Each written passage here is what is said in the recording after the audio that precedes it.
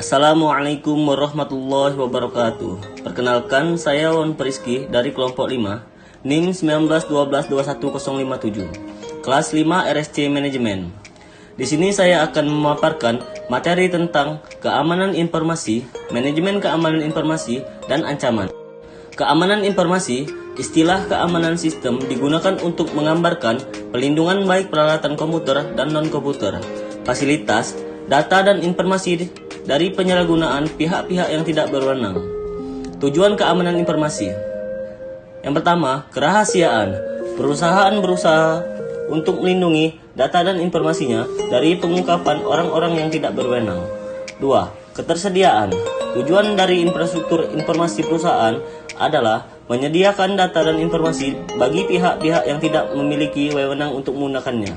3. Integritas.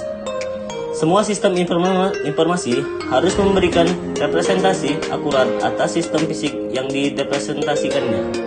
Manajemen keamanan informasi. Manajemen keamanan informasi terdiri atas 4 tahap, yakni 1. Mengidentifikasi ancaman yang dapat menyerang sumber daya informasi perusahaan. 2. Mengidentifikasi resiko yang dapat disebabkan oleh ancaman-ancaman tersebut. 3. Menentukan kebijakan keamanan informasi. 4. Mengimplementasikan pengendalian untuk mengatasi resiko-resiko tersebut. Ancaman. Ancaman terbagi antara ancaman internal dan eksternal. Ancaman internal diperkirakan menghasilkan kerusakan yang secara potensi lebih serius jika dibandingkan dengan ancaman eksternal. Dikarenakan pengetahuan ancaman yang lebih mendalam akan sistem tersebut. Ancaman eksternal, misalnya perusahaan lain yang memiliki produk yang sama dengan produk perusahaan atau disebut juga pesaing usaha. Tindakan kecelakaan dan disengaja. Semua ancaman merupakan tindakan yang disengaja atau dengan tujuan mencelakai. Beberapa merupakan kecelakaan yang disebabkan oleh orang-orang di dalam ataupun di luar perusahaan. Jenis-jenis ancaman. 1. Virus adalah program komputer yang dapat merefleksifikasi dirinya sendiri tanpa dapat diamati oleh si pengguna dan menempelkan salinan dirinya pada program-program dan bot sektor lain. 2. Worm, program yang tidak dapat mereplikasikannya dirinya sendiri di dalam sistem, tetapi dapat menyebarkan salinan melalui email. Trojan Horse, program yang tidak dapat mereplikasi atau mendistribusikan dirinya sendiri, namun disebarkan oleh perangkat. Adware, program yang munculkan pesan-pesan iklan yang mengganggu. Terakhir, spyware, program yang mengumpulkan data dari mesin pengguna. Mungkin itu saja penjelasan dari saya, yang akan dilanjutkan oleh rekan saya kepada saudari Anggrista. Kami persilakan. Terima kasih. Baiklah, saya pemateri kedua dengan nama Ayu Anggrista, NIM 1912211031, kelas 5 RSC, program studi S1 Manajemen, yang akan memaparkan materi tentang resiko keamanan informasi dan persoalan e-commerce. Jenis-jenis resiko keamanan informasi, penggunaan informasi yang tidak terotorisasi dan pencurian, penggunaan yang tidak terotorisasi, penghancuran yang tidak terotorisasi dan penolakan layanan, dan modifikasi yang terotorisasi. Persoalan e-commerce. E-commerce ialah memperkenalkan suatu permasalahan keamanan baru.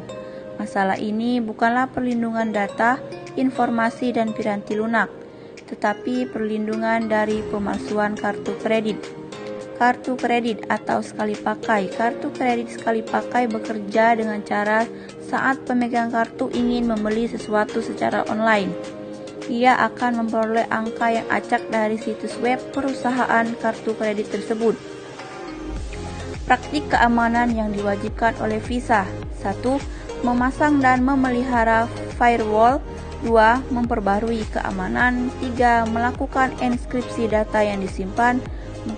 Melakukan enkripsi pada data yang dikirim. 5. Menggunakan dan memperbarui peranti lunak antivirus. 6. Membatasi akses data kepada orang-orang yang ingin tahu. 7. Memberikan ID unik kepada setiap orang yang ingin memiliki kemudahan mengakses data. 8. Memantau akses data dengan ID unik. 9. Tidak menggunakan kata sandi default yang disediakan oleh vendor. Dan 10. Secara teratur menguji sistem keamanan. Perkenalkan, saya Weli Damayanti, NIM 19122113, kelas 5 RSC Manajemen. Baiklah, di sini saya akan memaparkan materi tentang manajemen risiko atau manajemen risk dan pengendalian.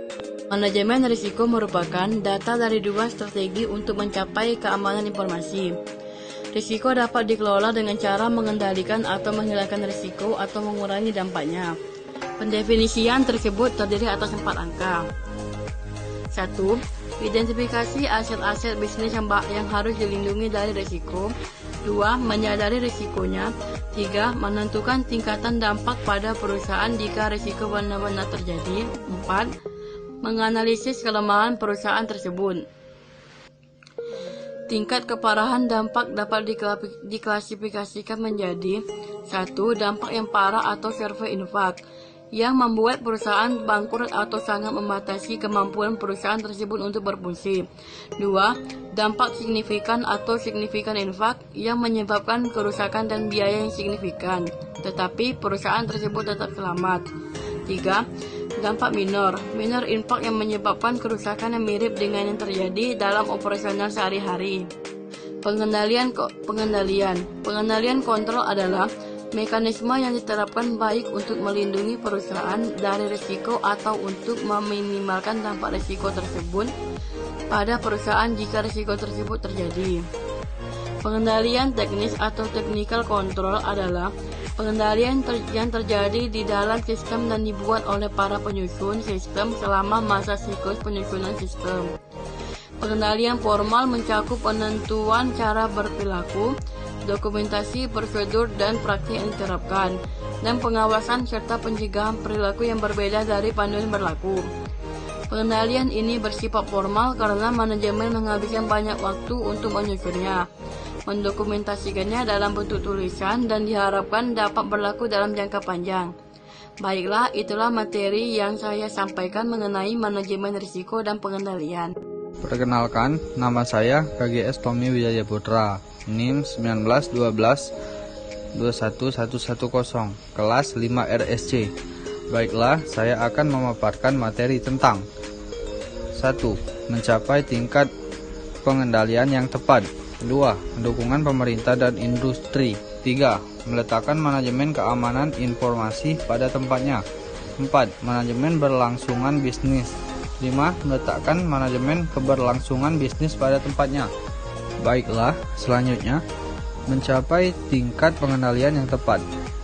Ketiga jenis pengendalian, teknis, formal, dan informal, mengharuskan biaya, karena bukanlah merupakan praktik bisnis yang baik untuk menghabiskan lebih banyak uang pada pengendalian dibandingkan biaya yang diharapkan dari resiko yang akan terjadi. Maka, pengendalian harus ditetapkan pada tingkat yang sesuai.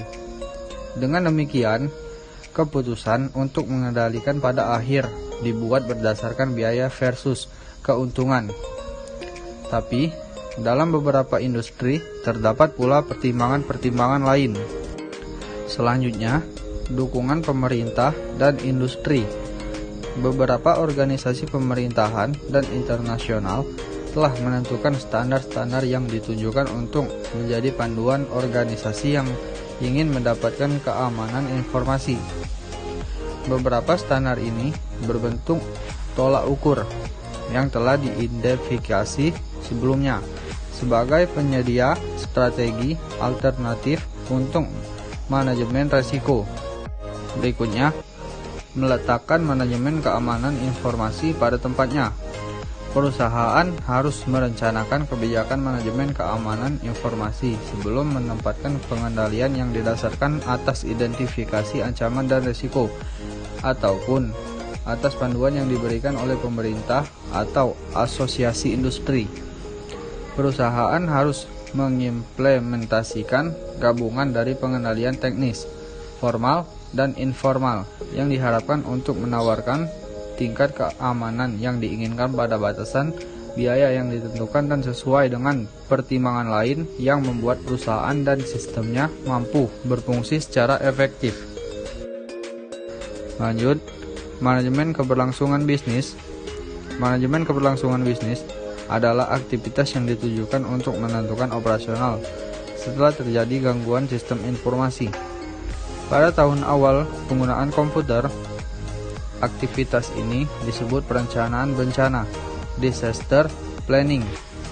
Namun, istilah yang lebih positif perencanaan contingency plan menjadi populer.